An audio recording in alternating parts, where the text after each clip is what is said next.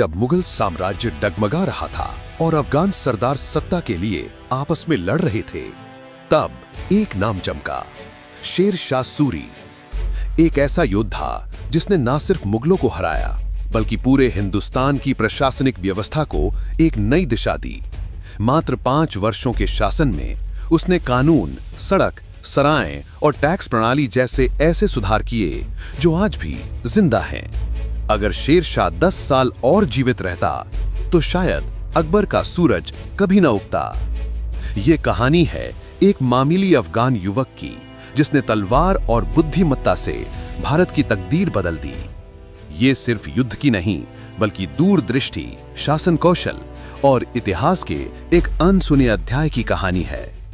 आइए जानते हैं शेर शाह सूरी और उसके द्वारा स्थापित सूरी वंश की अद्भुत, साहसी और प्रेरक गाथा। शेर शाह सूरी का जन्म 1472 ईस्वी के लगभग हुआ था।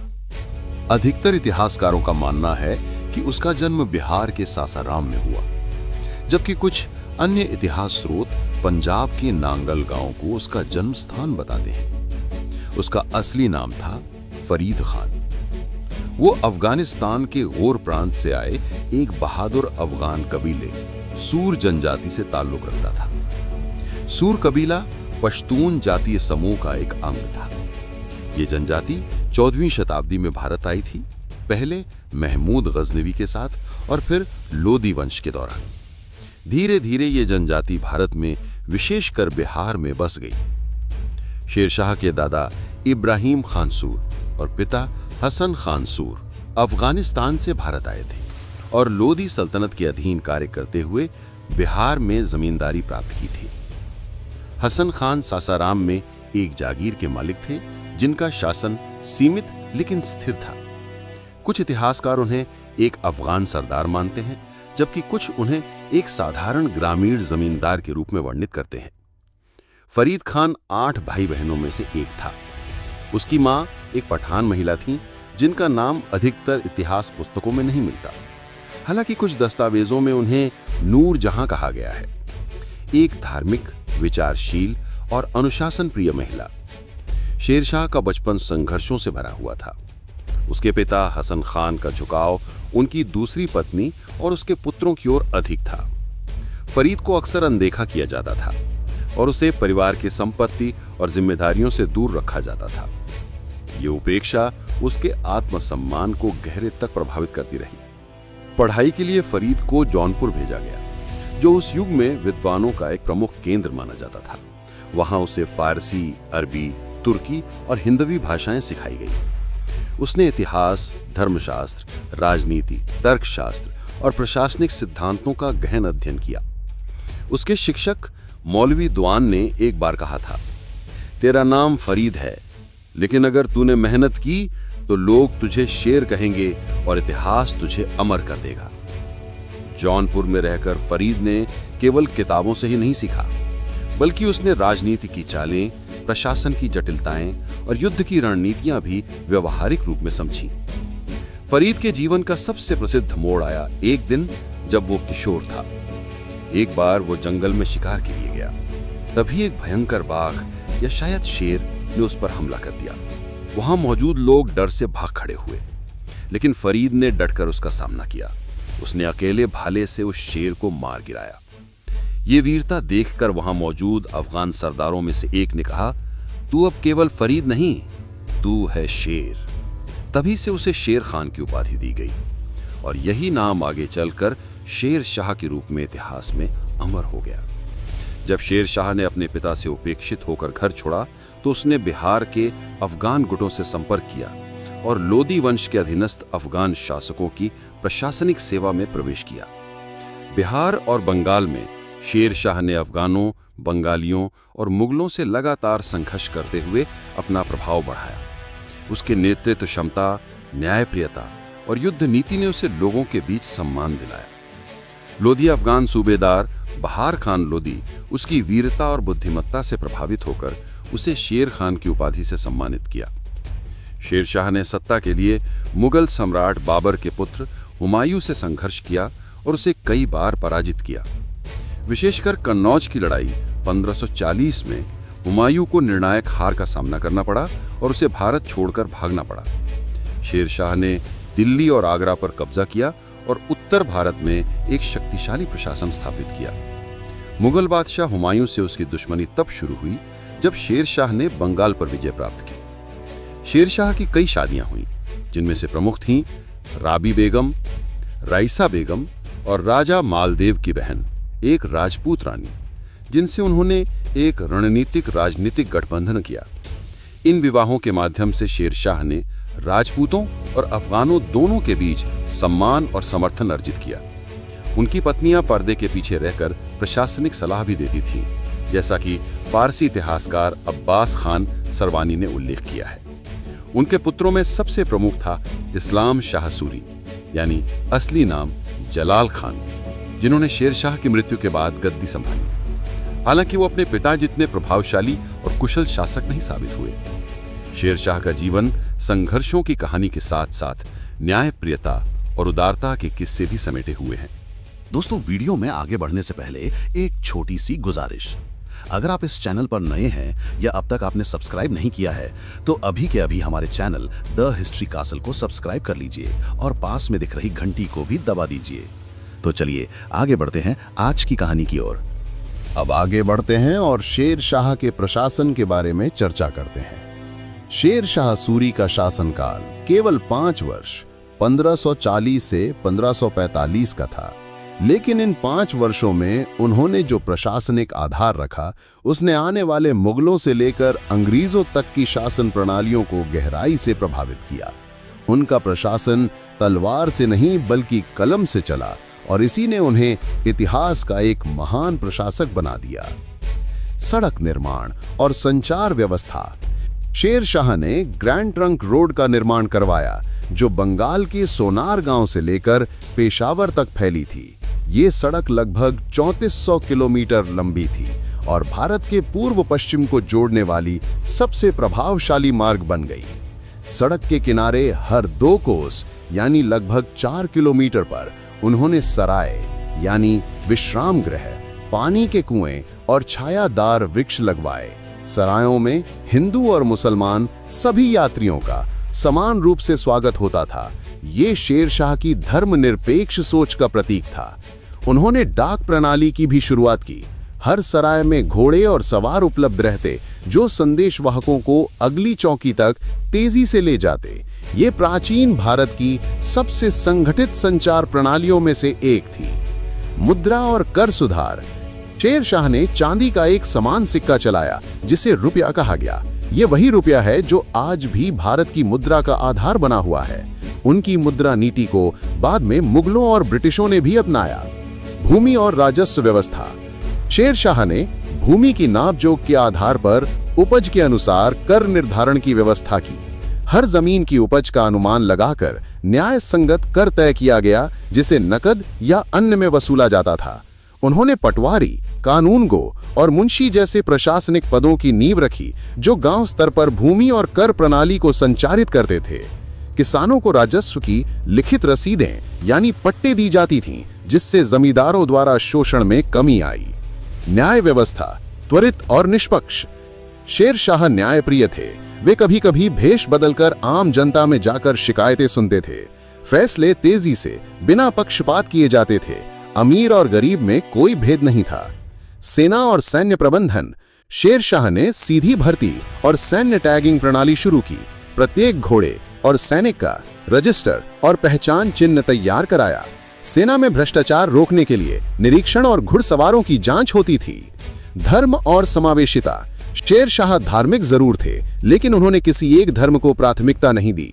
सरायों, अदालतों और प्रशासन में धर्मनिरपेक्षता का पालन किया गया। उन्होंने हिंदू और मुसलमान दोनों के अधिकारों की रक्षा सुनिश्चित की। उनके काल में धार्मिक टकराव नगण्य थे। शासक से शिक्षक तक एक आदर्श प्रशासक। आज भी यूपीएससी और प्रशासनिक पाठ्यक्रमों में शेर शाह की राजस्व व्यवस्था, संचार व्यवस्था और न्याय नीति की चर्चा की जाती है। उन्होंने डाक प्रणाली, राजस्व लेखा, सर्वेक्षण और सूचना प्रसारण जैसी व्यवस्थाएं शुरू की, जो आधुनिक भारतीय राज्य की नींव मानी जाती हैं। उनकी नीतियां मुगल सम्राट अकबर द्वारा अधिक विस्तारित और अपनाई गईं, विशेषकर टोडरमल की भूमि व्यवस्था में। उन्होंने जो किया वो आज भी भारत के प्रशासनिक इतिहास में स्वर्ण अक्षरों में दर्ज है। अब आगे बढ़ते हुए उनकी मृत्यु के बारे में बात करते हैं। साल 1545 ईस्वी। शेर शाह सूरी का शासन अपने चरम पर था। भारत के अधिकांश हिस्से पर उसका नियंत्रण स्थापित हो चुका था, पर कालिंजर का किला अब भी उसकी सत्ता से बाहर था। यह किला बुंदेलखंड में स्थित था और वहां के चंदेल राजपूत शासकों के अधीन था। कालिंजर एक शक्तिशाली दुर्ग था जो बुंदेलखंड के पहाड़ी क्षेत्र में स्थित होने के कारण रणनीतिक दृष्टि से अत्यंत महत्वपूर्ण था। इसका नियंत्रण प्राप्त करना शेर शाह की उत्तर भारत पर पूर्ण सत्ता की अंतिम कड़ी था। यही कारण था कि 1545 में उसने इस दुर्ग को जीतने का निर्णय लिया। शेर शाह ने अपनी सेना के साथ कालिंजर को चारों ओर से घेर लिया। घेराबंदी कई दिनों तक चली। तोपों से लगातार गोले बरसाए गए और अंततः किले की बाहरी दीवारें कमजोर पड़ने लगीं।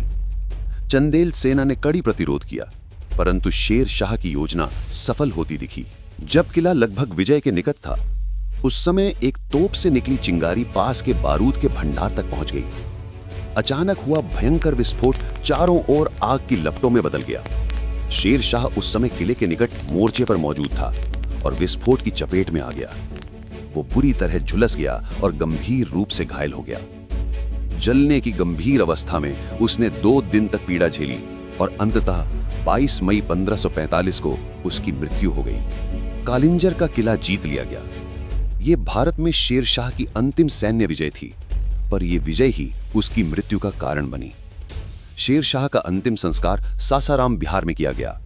वहां उसके सम्मान में एक भव्य मकबरा बनाया गया, जो आज भी भारत की अफगान वास्तुकला और मुगल स्थापत्य शैली का शानदार संगम माना जाता है। यह मकबरा एक सरोवर के बीचों बीच स्थित है और इसकी सुंदरता, संतुलन और नक्काशी आज भी इतिहास प्रेमियों और पर्यटकों को आकर्षित करती है। एक ऐसा राजा जिसने तलवार से नहीं, व्यवस्था से राज किया, जिसने अफगान झोंपड़ी से निकलकर दिल्ली की गद्दी तक का रास्ता तय किया, अंत में अपने ही विजय की ज्वाला में जल गया। अब हम शेर शाह द्वारा लड़े गए सभी प्रमुख युद्धों के बारे में बात करते हैं। 1. बंगाल विजय एवं गौर का युद्ध, सन 1538। स्थान गौर, बंगाल। प्रतिद्वंदी गियासुद्दीन महमूद शाह, बंगाल का सुल्तान। रणनीति और प्रभाव। बंगाल की समृद्धि और रणनीतिक स्थिति को देखकर शेर शाह ने वहां की स्थानीय सत्ता को चुनौती दी। उसने महमूद शाह की सेना को हराया और जनता का समर्थन प्राप्त किया। लेकिन इसी समय मुगल सम्राट हुमायूं ने भी बंगाल पर कब्जा करने की योजना बना ली थी। हुमायूं ने शेर शाह को गौर में घेर लिया, परंतु शेर शाह की बुद्धिमत्ता और संधि नीति के बल पर वे बिना युद्ध किए वहां से सुरक्षित निकल गया। यहीं से मुगलों और शेर शाह के बीच सीधी भिड़ंत की नींव पड़ी। 2. चौसा का युद्ध, 26 जून 1539। स्थान चौसा, बिहार। प्रतिद्वंदी मुगल सम्राट हुमायूं। रणनीति और प्रभाव। हुमायूं बंगाल और बिहार पर अधिकार चाहता था, लेकिन बारिश, बाढ़ और कीचड़ ने मुगल सेना को कमजोर कर दिया। शेर शाह ने रात के अंधेरे में अचानक हमला कर दिया। मुगल सेना बिखर गई और हुमायूं किसी तरह जान बचाकर भाग निकला। परिणाम, शेर शाह को मिली एक निर्णायक विजय, और इसी जीत के बाद उसने खुद को शेर शाह सूरी घोषित किया। यह उसकी दिल्ली विजय की शुरुआत थी। 3. कन्नौज का युद्ध, बिलग्राम का युद्ध, 17 मई 1540। स्थान कन्नौज, उत्तर प्रदेश। प्रतिद्वंदी हुमायूं। रणनीति और प्रभाव। हुमायूं की सेना आंतरिक गुटबाजी और भ्रम का शिकार थी। वहीं शेर शाह ने राजपूतों और अफगानों को संगठित किया और एक सशक्त मोर्चा तैयार किया। हुमायूं के नेतृत्व की सारी कमजोरियां सामने आ गईं और उसकी सेना पूरी तरह बिखर गई। परिणाम, हुमायूं भारत से भाग गया। शेर शाह ने दिल्ली, आगरा और संपूर्ण उत्तर भारत पर अधिकार किया और सूरी वंश का औपचारिक आरंभ हुआ। 4.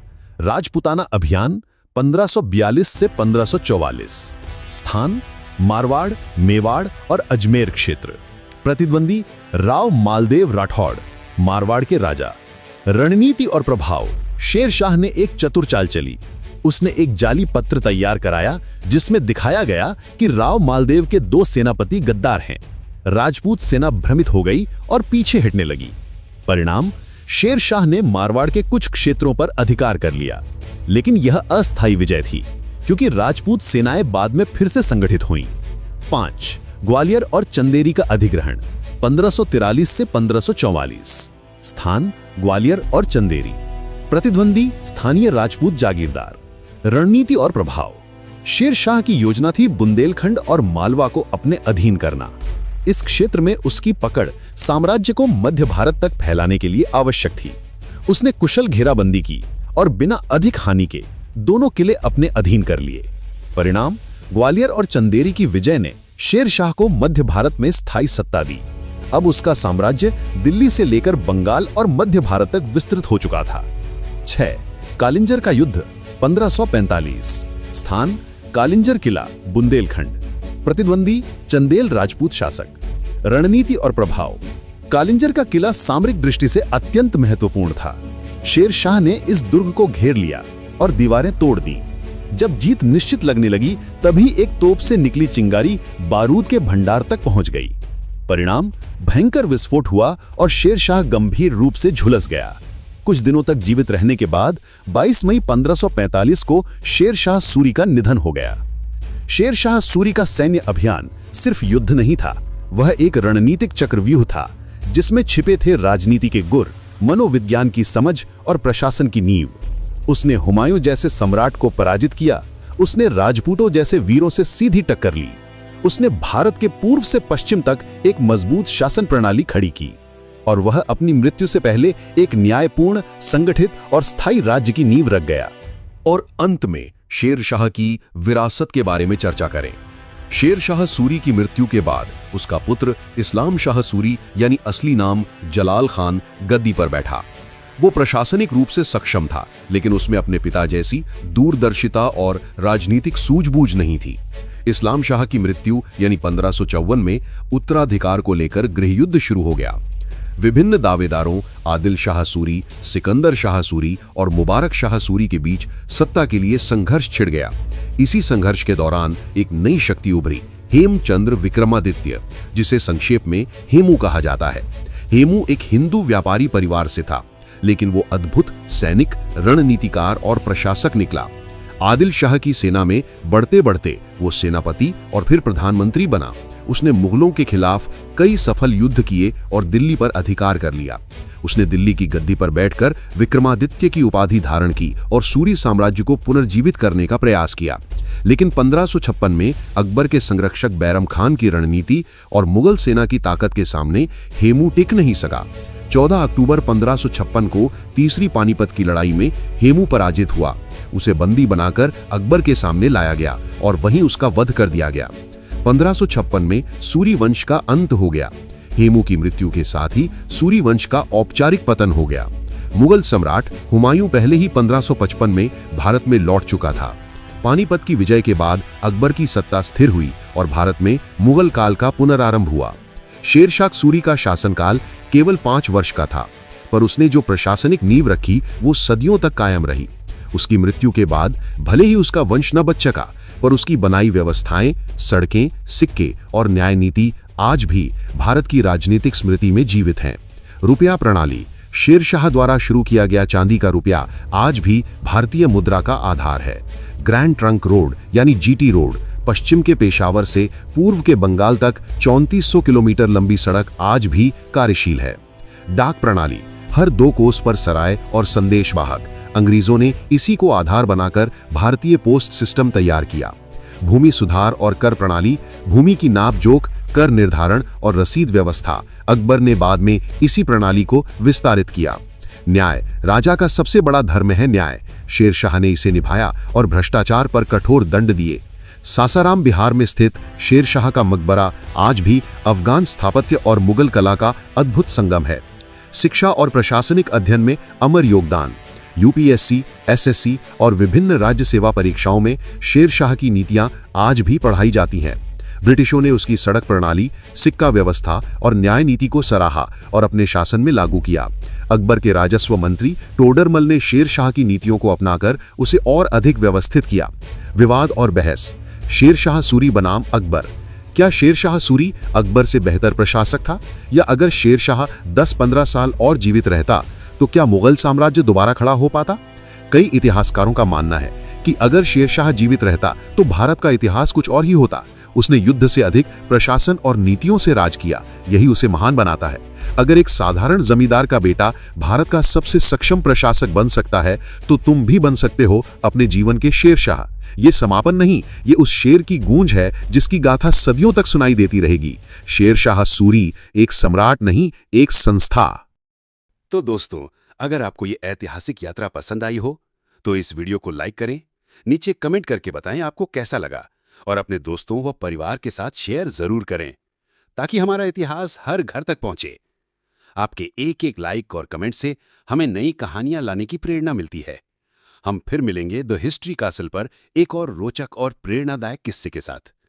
तब तक मुस्कुराते रहिए, सीखते रहिए, अपने अतीत से जुड़िए और गर्व से कहिए, हम भारतीय हैं और हमारा इतिहास महान है। जय हिंद, जय भारत। धन्यवाद।